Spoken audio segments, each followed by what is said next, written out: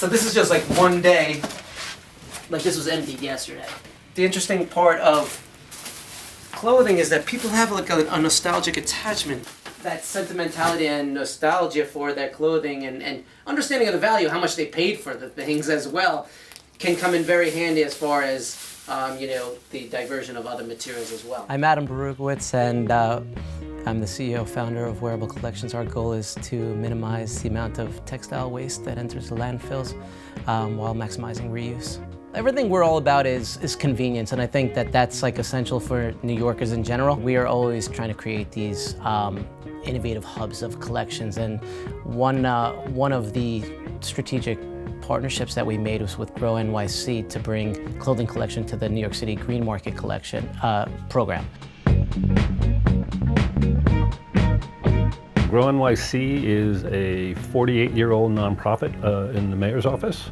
We basically work at a grassroots level to improve New York City's environment on a neighborhood-by-neighborhood basis. We began collecting textiles at some of our green market locations in 2007, and then over the years we have slowly expanded that program and now collect at almost 30 different green market locations.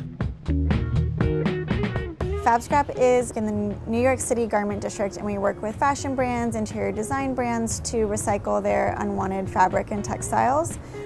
So it's not necessarily used clothing and garments, but it's all of the fabric that's no longer wanted or usable in the creation of garments.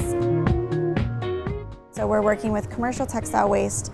We're working with about 200 brands to recycle their small pieces and create a thrift store like this for the usable pieces. The reason we want to keep fabric and textiles out of landfill is a lot of the contamination that happens once it's in the landfill, but also because creating more fabric has a huge environmental cost. And so both of those things have really negative impacts on the environment. So the term fast fashion is sort of reminiscent of the term like fast food.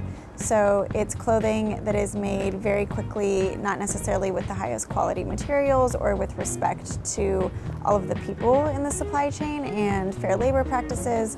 And it often doesn't last as long as we would want it to, and it becomes sort of disposable. And so that's where it gets its name from. A lot of people have been fed false ideas about the way that things need to be done. And also, on the one hand, we're sold the idea that items can be so cheap, and that kind of satiates this need to have a new thing for each new event. People have choices beyond just buying things new and then immediately throwing them out when you no longer have a use for them. And that's the dynamic that needs to shift. And we think by promoting and making things like reuse and textile recycling visible, that people understand their options better, and maybe they give a little bit more thought to their behavior and how they act in the future.